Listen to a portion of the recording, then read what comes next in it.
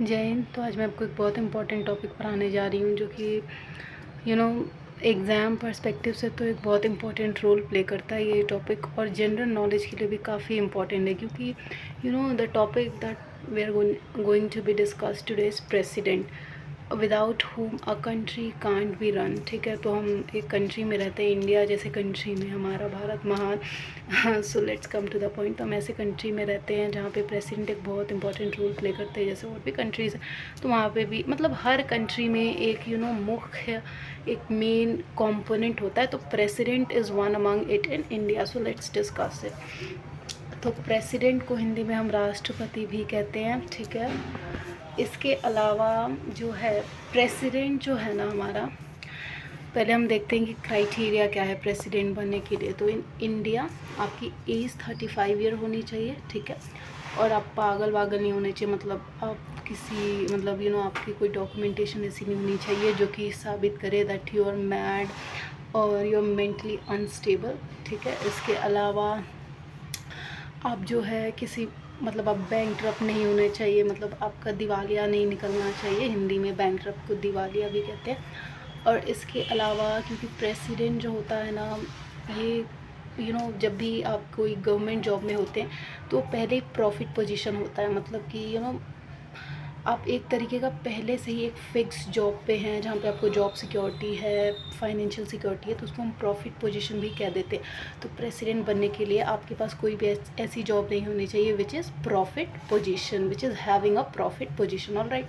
और इसके अलावा जो बैंकरप्ट, जैसे मैंने बोला कि अगर आपको प्रेसिडेंट के लिए इलेक्शन में खड़े होना है तो यू शुडंट बी बैंकरप्ट। जैसे कि एक इसका बेस्ट एग्जांपल है विजय माल्या, जो कि बिजनेसमैन भी हैं और पॉलिटिशियन भी हैं। तो ये बैंकरप्ट थे, तो काइंड ऑफ थोड़ा जो क्राइटेरिया है उससे ये हट गए प्रेसिडेंट के क्राइटेरिया से।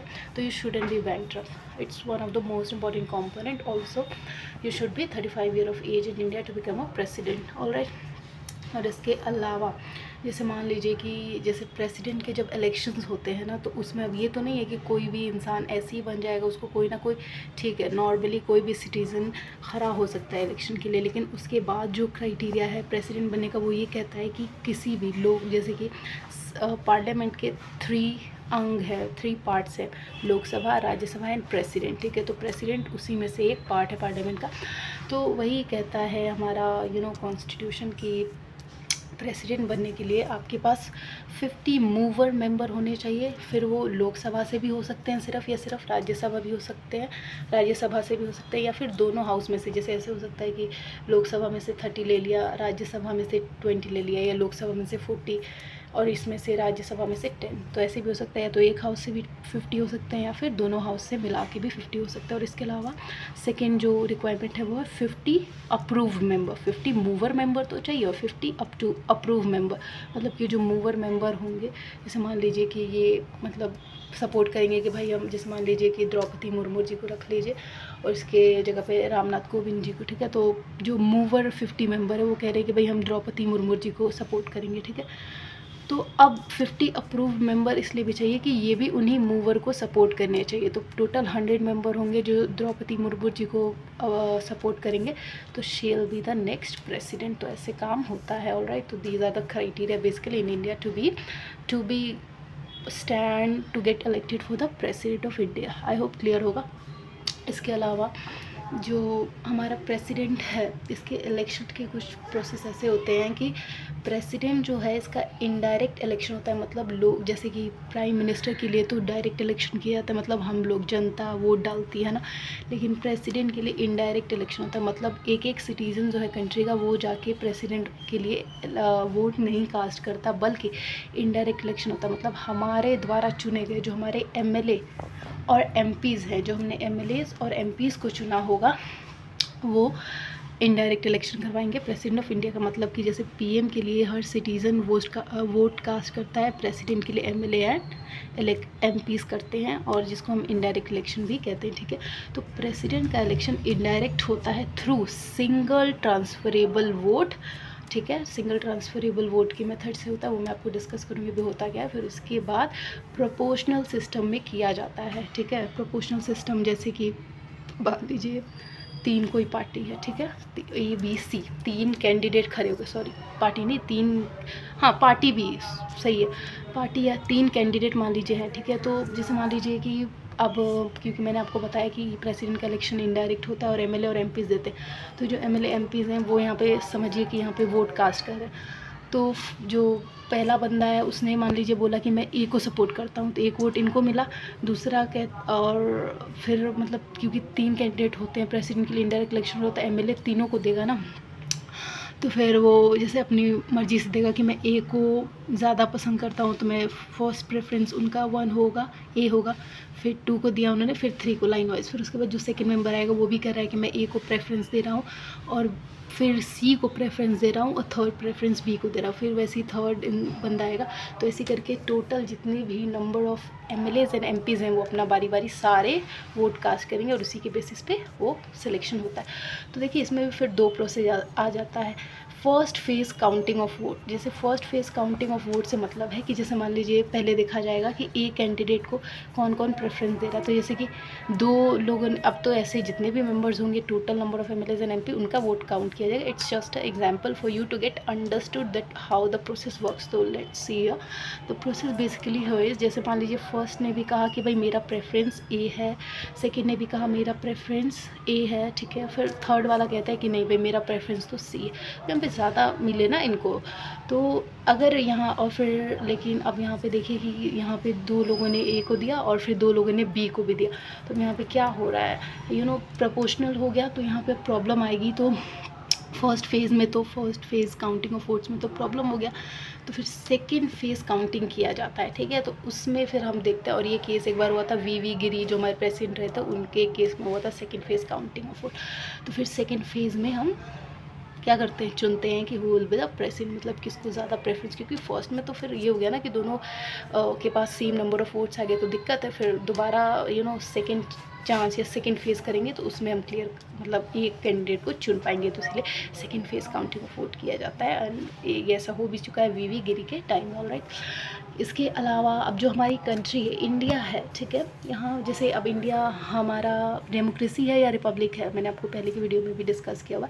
तो इंडिया कम्प्लीटली डेमोक्रेसी भी नहीं है, कम्प्लीटली रिपब्लिक भी नहीं है, India is mixture of both, और इवन से टाइड अप ऑफ बोथ। तो इंडिया, अब ये कैसे हमें पता चलता है कि इंडिया डेमोक्रेसी भी है रिपब्लिक भी है, क्योंकि मोस्ट प्रोबेबली चांसेस में तो ऐसा होता है कि कोई एक कंट्री एक ही फॉर्म ऑफ गवर्नेंस होती है उसमें, जैसे या तो कोई डेमोक्रेसी होगा या कोई रिपब्लिक होगा, कोई मोनार्की होगा, पर India is a mixture of both republic and democracy as well.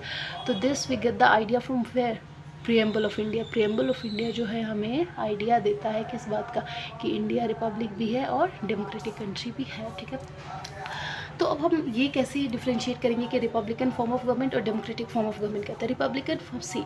Republican form of government में क्या होता है ना कि जो नेशनल मतलब प्रेसिडेंट होते हैं वो हेड ऑफ स्टेट होते हैं, गवर्नमेंट के हेड नहीं होते, ठीक है। रिपब्लिकन फॉर्म ऑफ गवर्नमेंट में जो हेड होते हैं, प्रेसिडेंट जो होते हैं वो हेड ऑफ स्टेट होते हैं और गवर्नमेंट के हेड नहीं होते। डेमोक्रेसी में भी क्या होता है कि जो हेड ऑफ गवर्नमेंट होते हैं वो कौन होते हैं, हमारे PM होते हैं, ठीक है, PM।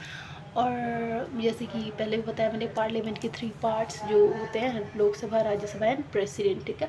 और इन तीनों का इलेक्शन होता है, जैसे प्रेसिडेंट का भी इलेक्शन होता है, राज्यसभा का भी होता है, और लोकसभा का भी तो इलेक्शन होता है। जैसे लोकसभा में हम सिटीजन खुद ही कास्ट करते हैं, और राज्यसभा में इनडायरेक्ट इलेक्शन होता है जिसमें MLA और MPs कास्ट करते हैं, ठीक है। अब पहले हम देखते हैं कि स्टेट लेजिस्लेचर में कैसे वोट सिस्टम होता है। ये विधानसभा जैसे लेजिस्लेचर में स्टेट लेवल पे भी सेम वैसी काम है, जैसे सेंट्रल लेवल पे हमारा पार्लियामेंट होता है और उसके 2 पार्ट्स, 2 जो हाउसेज होती हैं, लोकसभा और राज्यसभा। उसी तरीके से स्टेट लेवल पे भी लेजिस्लेचर होता है और उसके अंदर 2 हाउसेज होती हैं, विधानसभा एंड विधान परिषद। तो विधानसभा हर स्टेट में 28 स्टेट में होता है, और वेयर विधान परिषद सिर्फ 6 UTs में होता है, 6 राज्य में होता है, ठीक है, 6 UT राज्य में होता है बेसिकली। तो जो MLAs हैं वो विधानसभा से बिलोंग करते हैं और विधान परिषद से बिलोंग करते हैं MLC, ठीक है। और इसके अलावा ये 6 विधान परिषद इसलिए क्योंकि जम्मू एंड कश्मीर टूट गया था, वो भी तो पहले था ना, तो इसीलिए अब 6 हो गया, ठीक है। और जो विधान परिषद में जो विधान परिषद के लोग हैं वो प्रेसिडेंट के इलेक्शन में वोट कास्ट नहीं कर सकते, because they are not the actual member of particular state. So ये प्रेसिडेंट के इलेक्शन में विधान परिषद के जो लोग हैं वो वोट कास्ट नहीं करते, ठीक है। क्यों? क्योंकि हर स्टेट में विधान परिषद नहीं है, वैसे विधानसभा टोटल 28 स्टेट में, और यहाँ पे एमएलएज काम करते हैं। तो एमएलएज की जो वोटिंग होती है उसको कैसे हम कैलकुलेशन करते हैं? Total population of that particular state upon total number of MLA in that state multiply by 1/100। तो ऐसे करके वोटिंग निकलती है। मतलब अगर हमें पता करना पड़ेगा कि एमएलए की जो वोटिंग हुई है इलेक्शन में उसमें कौन जीता, तो उस एरिया का, जैसे let's take the example of a state Bihar. तो मान लीजिए बिहार में पॉपुलेशन कितनी है टोटल, वो अपॉन एमएलए इंटू 1/100 करके हमें पता चलता है एमएलए कौन है, ठीक है। क्योंकि यूपी लार्जेस्ट स्टेट है तो इलेक्शन के हिसाब से, ठीक है ना, तो मतलब वोटिंग सिस्टम, तो यूपी में जाहिर सी बात है कि ज़्यादा नंबर ऑफ़ वोट्स हैं एज वेल एज ज़्यादा पॉपुलेशन है और ज़्यादा एमएलए भी होंगे। सेंसिटिव जहाँ पे जितने एमएलए उतनी ही होती है हमारी पॉपुलेशन। तो इसके अलावा यूपी लार्जेस्ट स्टेट है और सेकेंड स्मॉलेस्ट स्टेट है as per the population and MLAs.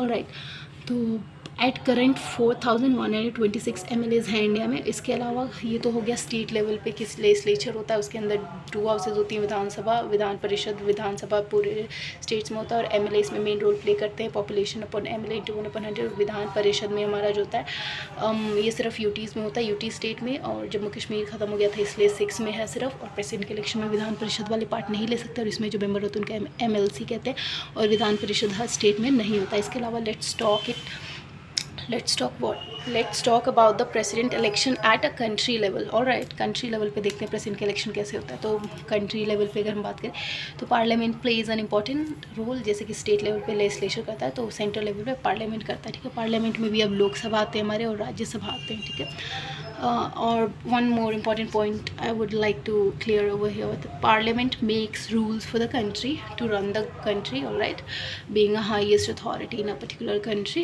and in India it plays a very important role। तो ये rules बनाते हैं हमारे पार्लियामेंट, जिसमें भी 2 हाउसेज हैं, लोकसभा एंड राज्यसभा। तो लोकसभा में टोटल 543 सीट्स हैं और राज्यसभा में लोकसभा में टोटल 550 सीट्स है, बट करंट 545 है, वेयरएज राज्यसभा में टोटल 250 सीट्स है, पर करंट 233 काम कर रहे हैं।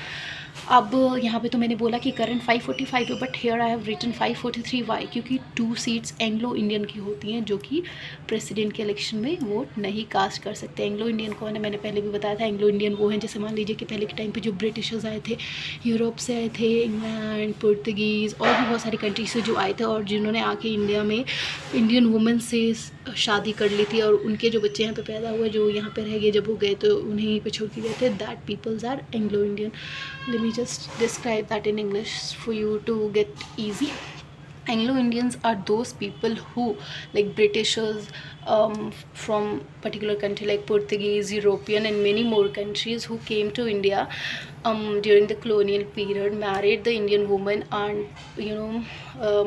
given birth to a child, and that child who stayed in India are considered as Anglo-Indian people। I hope I have cleared the concept, alright।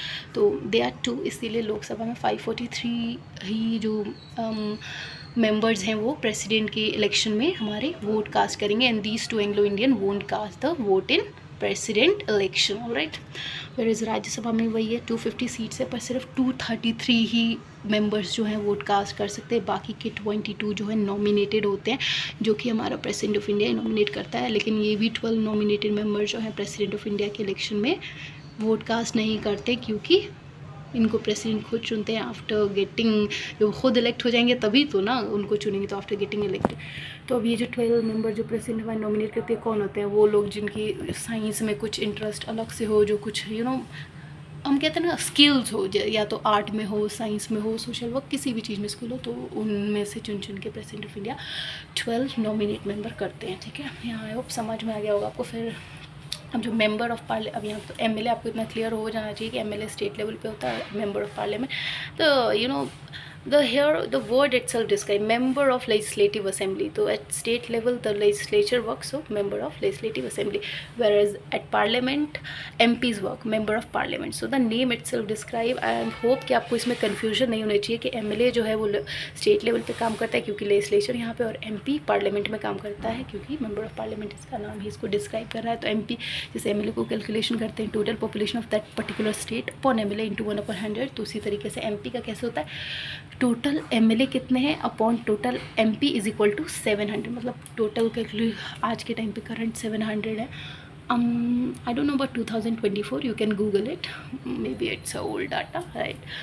और तो एमपी को कैसे काउंट करते हैं, total MLA upon total MP is equal to जो भी होगा, ठीक है। तो this is the sum up. और टोटल एमपी कैसे काउंट होगा, तो जो ये क्योंकि या here 700 is the formula basically MP को काउंट करने के लिए, total MLA upon MP is equal to 700। I hope clear होगा।